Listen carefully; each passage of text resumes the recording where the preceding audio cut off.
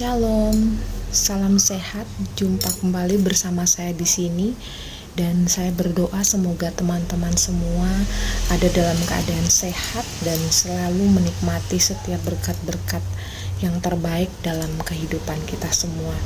Nah, saat ini saya akan membahas tentang hipertensi atau biasa yang kita ketahui tekanan darah tinggi. Nah, apa itu hipertensi? Apa yang menyebabkan terjadinya hipertensi? Dan obat apa yang bisa menyembuhkan hipertensi? Mari kita simak video berikut ini.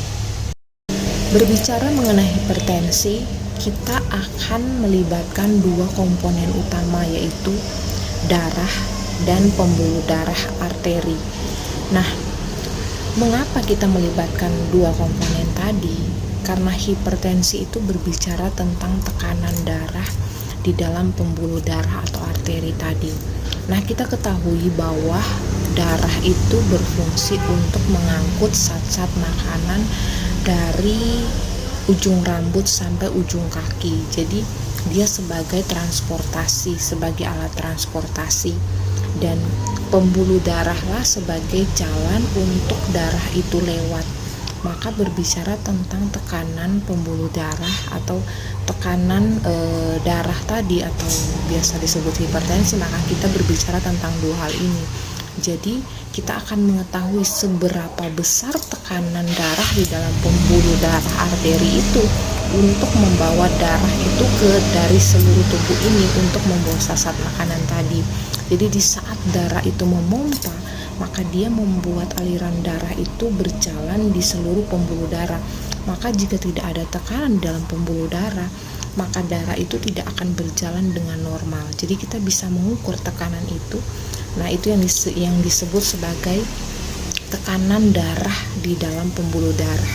Nah, itu yang bisa kita ukur dan kita bisa ketahui bahwa ini tekanan darahnya normal atau dia sudah masuk ke dalam tahap hipertensi.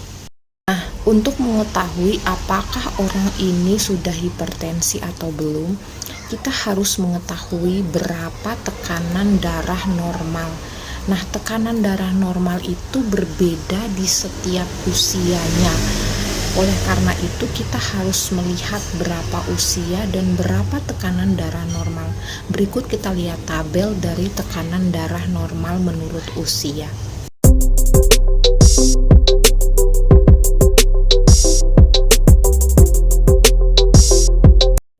Nah, selain mengetahui tekanan darah kita dengan cara mengukur bernama alat yang disebut tensimeter tadi, dan kita mengetahui berapa tekanan darah kita juga dapat mengetahui apakah kita terkena hipertensi dengan melihat gejala-gejala, misalnya merasa sakit kepala yang hebat, kemudian merasa mual dan muntah, kemudian merasa telinga itu berdenging, kemudian detak jantung cepat dan tidak beraturan, kemudian ada nyeri dada juga.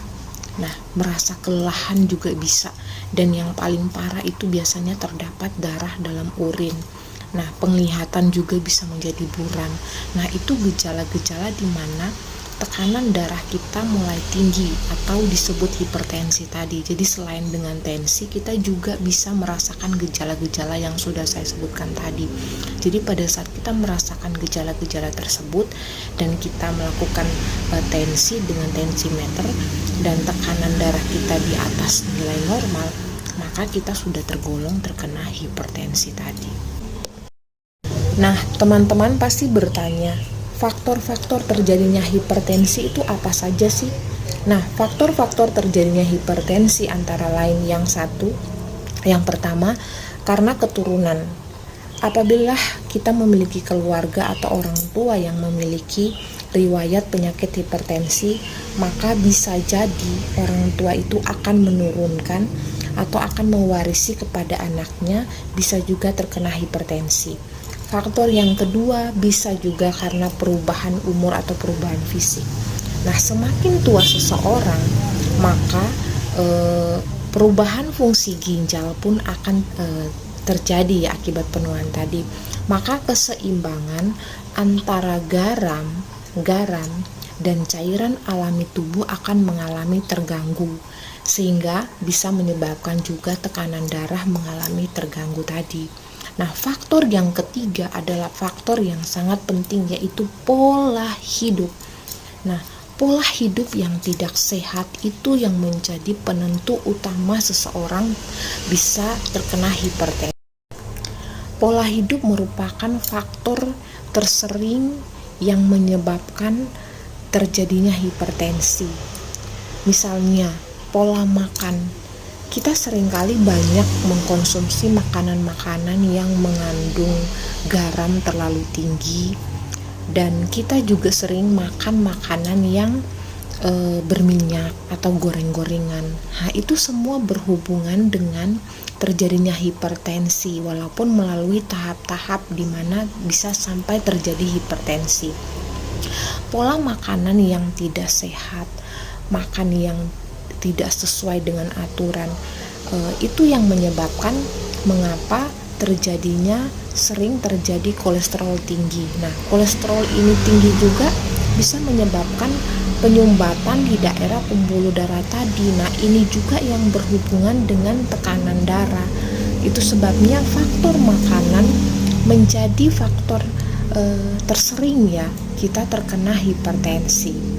Teman-teman tahu, di dalam firman Tuhan dikatakan begini, di dalam doa Bapa kami, berilah kepada kami makanan kami yang secukupnya.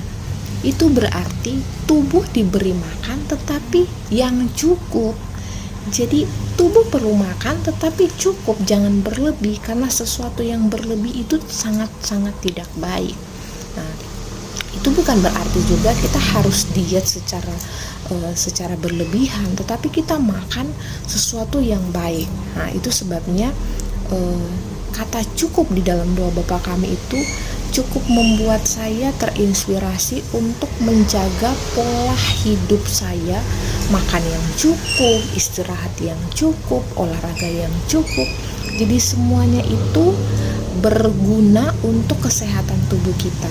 Nah, selain makan sebagai faktor tersering terjadinya hipertensi, faktor tidur juga menjadi faktor tersering terjadinya hipertensi.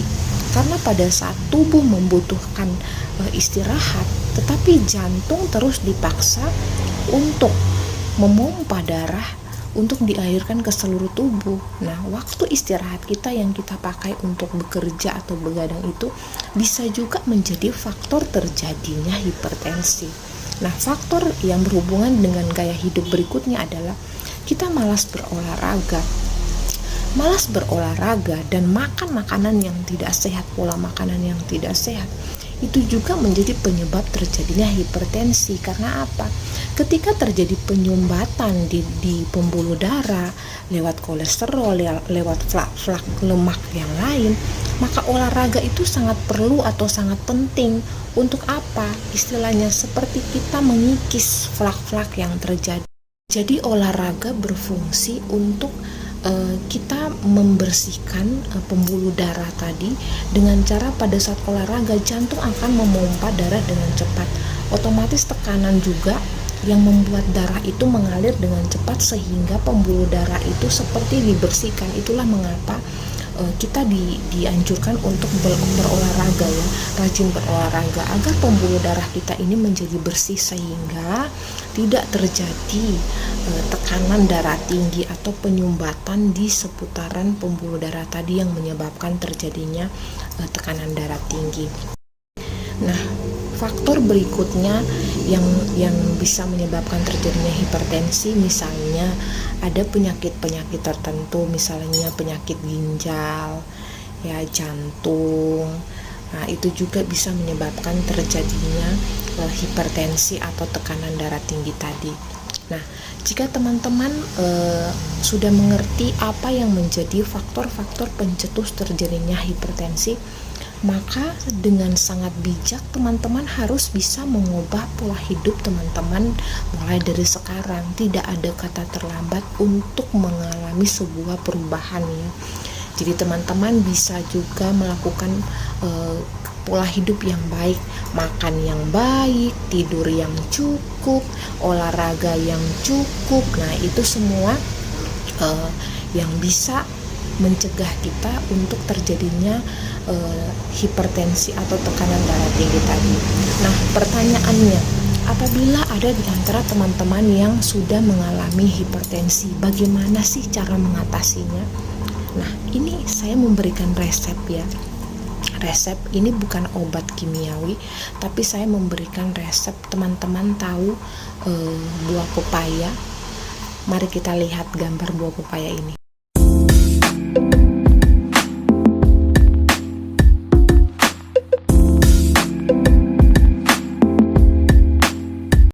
Nah, teman-teman sudah melihat kan buah pepaya tadi. Jadi bukan buah pepaya yang masak ya, buah pepaya yang mentah dan ukurannya sebesar kepala tangan orang dewasa ya.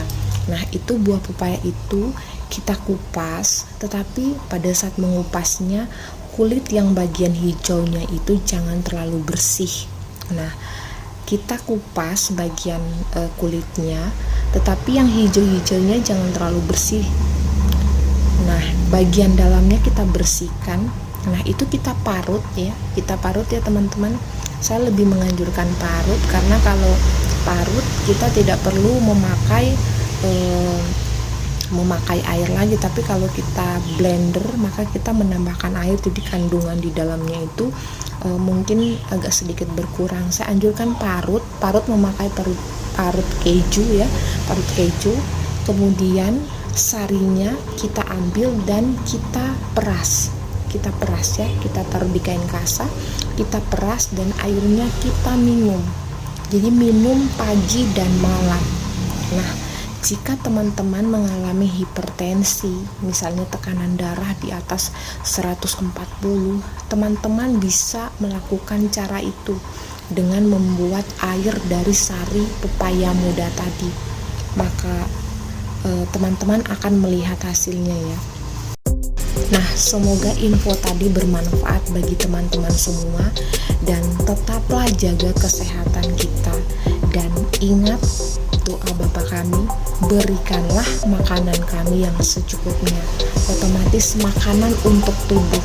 Makanan itu apa? Bukan saja makanan nasi, tapi apa?